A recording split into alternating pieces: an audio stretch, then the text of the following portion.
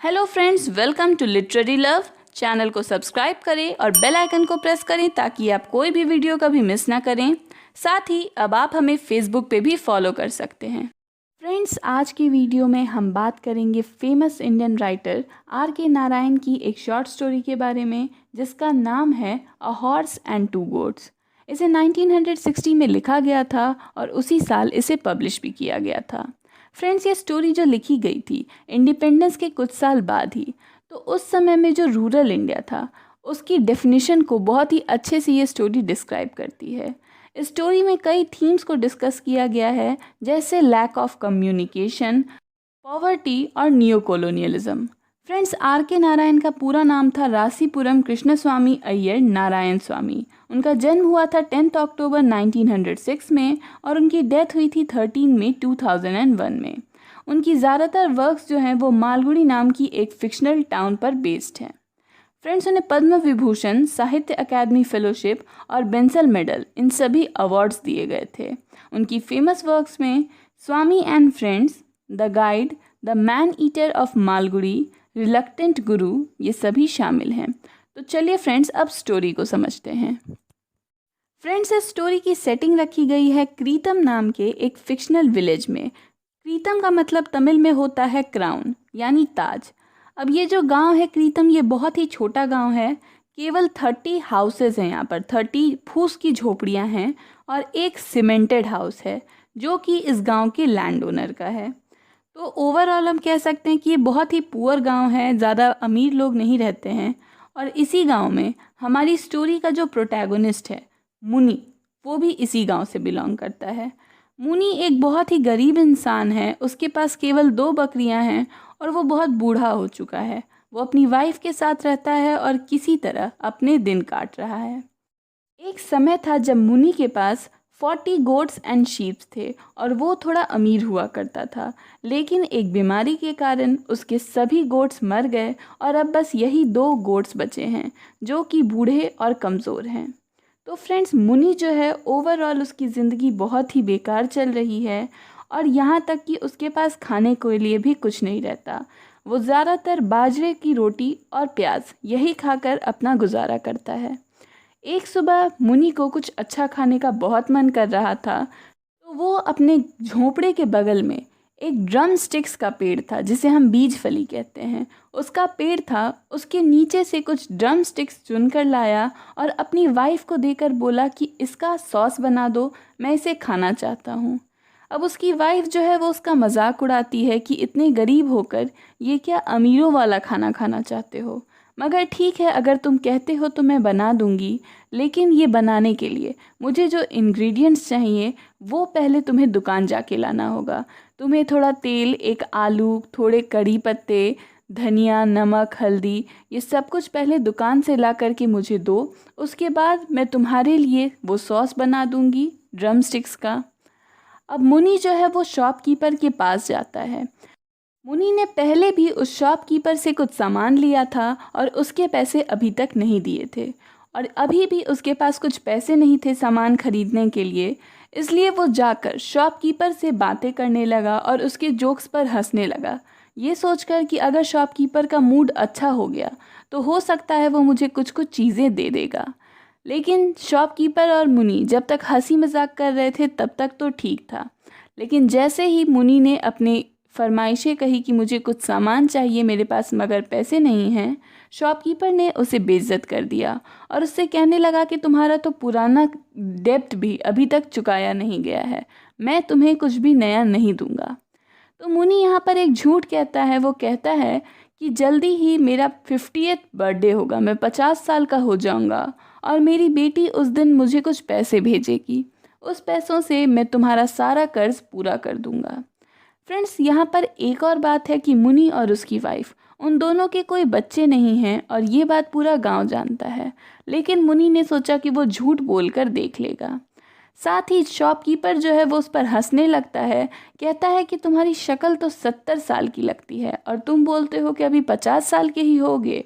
मुझे पता है कि तुम झूठ बोल रहे हो, तुम्हारी कोई बेटी नहीं है और तुम्हें कोई पैसे नहीं मिलने वाले, जाओ, मैं तुम्हें कुछ भी नहीं दूंगा।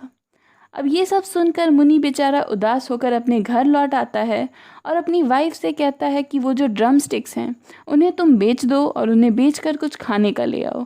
मुझे कुछ भी नहीं मिला उस शॉपकीपर से, तुम ये ड्रम स्टिक्स की सब्ज़ी नहीं बना पाओगी। और जो उसकी वाइफ है वो बड़ा गुस्सा जाती है, उसे डांटने लगती है और कहती है कि बकरियों को लेकर यहाँ से चले जाओ। वो भी बेचारा चुपचाप चला जाता है, ये सोचकर कि अगर वो वहाँ से चला जाएगा, अपनी बीवी को परेशान नहीं करेगा, तो वो थोड़ी मेहनत करके किसी तरह शाम के खाने का बंदोबस्त कर लेगी। अब फ्रेंड्स, मुनि जो है उसकी एक आदत है कि वो हमेशा अपनी बकरियों को चराने के लिए हाईवे के पास लेकर जाता है। इस हाईवे के पास में एक स्टैच्यू है जो कि एक हॉर्स और उसके बगल में एक वॉरियर है, उसकी स्टैच्यू है। ये स्टैच्यू कभी विलेज में ही बिलोंग करती थी, लेकिन कुछ समय बाद वहाँ एक हाईवे बन गया और वो स्टैच्यू विलेज से दूर हो गया। जब भी मुनि अपनी बकरियों को चराने लाता था तो वो अपनी बकरियों को हाईवे के पास लाकर खुला छोड़ देता था और खुद जाकर उस स्टैच्यू के पेडिस्टल पर बैठ जाता था। अब उस दिन भी वो इसी तरह उस स्टैच्यू के पेडिस्टल पर बैठा हुआ था कि उसने देखा कि सामने से एक येलो कलर की कार आ रही है। वो कार उसके बगल में आकर रुकी और उससे एक फॉरेनर निकला जो कि रेड फेस था। उसका शक्ल जो था वो लाल रंग का था और उसने खाकी के कपड़े पहने हुए थे। अब मुनि ये सोचकर डर गया कि ये कोई पुलिस वाला है और शायद उसे अरेस्ट करेगा या उससे पूछताछ करेगा। कुछ समय पहले ही बगल के गांव में एक मर्डर हुआ था और दोषी पकड़ा नहीं गया था, तो मुनि को लग रहा है कि ये जो पुलिस वाला है वो उसे अरेस्ट करने आया है और उसी से पूछताछ करेगा। मगर ये फॉरेनर जो है वो एक बिजनेसमैन है और वो अपनी गाड़ी से उतरकर इंग्लिश में मुनि से पूछता है कि वो अपनी गाड़ी में गैस कहाँ भरवा सकता है। लेकिन मुनि को इंग्लिश भाषा नहीं आती है, उसे सिर्फ तमिल लैंग्वेज आती है और इसलिए दोनों में कोई कम्युनिकेशन नहीं हो पा रहा है। अब ये जो फॉरेनर है वो समझ गया है कि मुनि जो है वो पूरी तरह से इंग्लिश नहीं बोल पाता है। मुनि हर बात का सिर्फ एक ही जवाब देता है, येस नो, दोनों वर्ड्स एक साथ बोलता है। अब अपनी कन्वर्सेशन को आगे बढ़ाने के लिए जो फॉरेनर है वो एक सिगरेट निकालता है और मुनि को देता है पीने के लिए, और साथ ही वो उसे अपनी लाइफ के बारे में बताने लगता है कि वो एक बिजनेसमैन है, कॉफ़ी का बिजनेस करता था और एक दिन उसकी ऑफिस में इलेक्ट्रिसिटी बहुत घंटों के लिए कटी रही और गर्मी में उसे बहुत काम करना पड़ा। तो उसने डिसाइड किया कि वो दूसरे कल्चर्स को भी देखेगा जहाँ उनकी लाइफ इतनी ज़्यादा प्रिविलेज नहीं है, जहाँ ज़्यादा लाइट्स नहीं रहती, और इसलिए उसने अपनी वाइफ रूथ के साथ इंडिया घूमने का डिसीजन लिया। अब ये जो मुनि है वो तो कुछ भी समझ नहीं पा रहा कि वो फॉरेनर उससे क्या बोल रहा है, तो वो उसे अपने बारे में बताने लगता है, गांव के बारे में बताने लगता है और इंडियन कल्चर के बारे में बताने लगता है। अब ये सब बातें हो ही रही होती हैं कि अचानक से उस फॉरेनर की नज़र उस स्टैच्यू पर पड़ती है। वो घोड़े की स्टैच्यू को देखकर चौंक पड़ता है कि कितना इनक्रेडिबल है, ब्यूटीफुल है, और उसे लगता है कि चूंकि मुनि उस पेडिस्टल पर बैठा हुआ है तो वो स्टैच्यू मुनि का है, और वो मुनि से डिस्कस करने लगता है कि ये स्टैच्यू जो है वो कितना सुंदर है, क्या तुम उसे बेचना चाहोगे, इस तरह से बातें करता है। लेकिन मुनि कुछ समझता नहीं है, तो फॉरेनर जो है वो घोड़े की तरफ इशारा करता है। अब ये जो मुनि है वो सोचता है कि शायद इस फॉरेनर को ये घोड़ा पसंद आ गया है, तो वो उसे बताने लगता है कि हमारे पुराणों में हमारे पूर्वज कहते थे कि जब ये धरती समाप्त होगी तो ये घोड़ा ज़िंदा हो जाएगा। इस तरह से करके घोड़े का इतिहास बताने लगता है कि आखिर ये स्टैच्यू क्यों आया। और यहाँ पर उस फॉरेनर को लगता है कि मुनि उस स्टैच्यू के बारे में डिटेल्स दे रहा है ताकि फॉरेनर उसे खरीदने में और इंटरेस्टेड हो जाए। अब फॉरेनर जो है वो मुनि से पूछता है कि क्या वो घोड़े को 100 रुपीज़ के लिए बेचेगा। वो उससे कहता है कि we have come to the point where we should be ready to talk business, यानी हम एक ऐसे जगह पर पहुंच चुके हैं कि अब हमें बात करनी चाहिए कि हमें कैसा सौदा करना है। तो वो उसे ऑफ़र करता है कि 100 रुपीज़ में क्या वो स्टैच्यू मुनि उसे बेचेगा। लेकिन मुनि तो कुछ समझ नहीं पा रहा, तो जो फॉरेनर है वो अपनी जेब से एक 100 रुपीज़ का नोट निकालता है। लेकिन मुनि को लगता है कि शायद फॉरेनर उससे इस 100 रुपीज़ का चेंज मांग रहा है, तो वो उससे कहने लगता है कि आप गांव में जाइए, जो सीमेंटेड घर है, बड़ा घर है, लैंडलॉर्ड का, वो आपके पैसों का खुला कर देगा। मेरे पास इतने पैसे हैं नहीं, मेरे पास तो बस वो 2 बकरियां हैं सामने। ये कहकर मुनि अपना हाथ उन बकरियों की तरफ दिखाता है।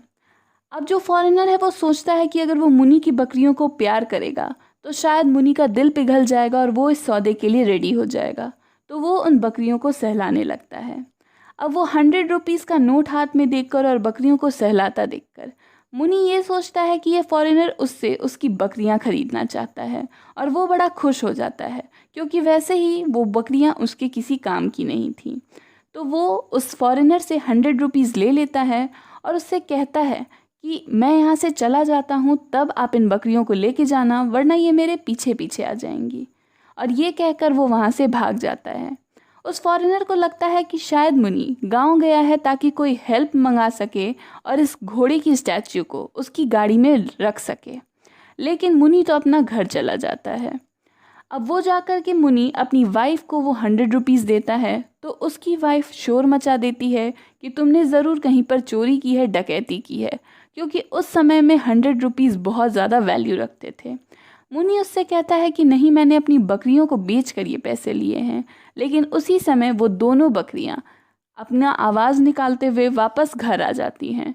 और मुनि की वाइफ कहती है कि तुम चोर हो, तुमने चोरी की है, मैं इस घर से जा रही हूँ क्योंकि पुलिस आएगी तो वो तुम्हें पकड़ेगी, कहीं मुझे भी ना पकड़ ले, इसलिए मैं तुम्हें छोड़कर जा रही हूँ।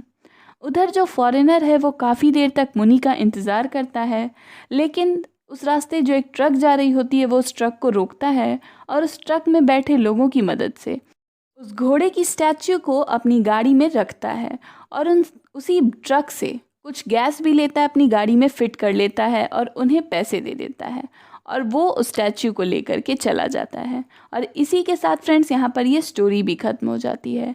इस स्टोरी में लैक ऑफ कम्युनिकेशन, मुनि और वो रेड फेस्ड फॉरेनर दोनों ही जानते थे कि उन्हें एक दूसरे की लैंग्वेज नहीं पता है, लेकिन अपने बीच में हो रही बातों को सही तरीके से समझने की जगह उन दोनों ने तुरंत एक डिसीजन पर अपने आप को फाइनलाइज कर लिया कि हाँ वो घोड़े का सौदा करेंगे।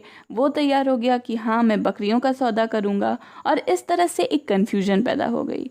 साथ ही यहाँ पर मुनि की गरीबी को भी समझना होगा।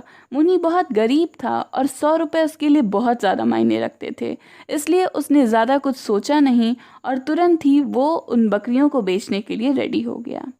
साथ ही यहाँ पर नियो कॉलोनियलिज्म, इस थीम को भी समझा जा सकता है कि जो अमेरिकन था, जो फॉरेनर था, वो इंडिया आया था और इंडियन सिविलाइजेशन को बहुत ही ज़्यादा महसूस कर रहा था, बहुत इंजॉय कर रहा था, और उसे लगा कि ये जो स्टैच्यू है वो इंडियन सिविलाइजेशन का एक फ़ाइन वर्क ऑफ आर्ट है।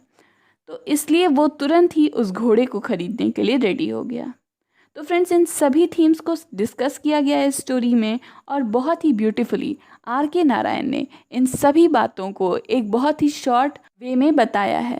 तो फ्रेंड्स, ये थी R.K. नारायण की short story a horse and 2 goats.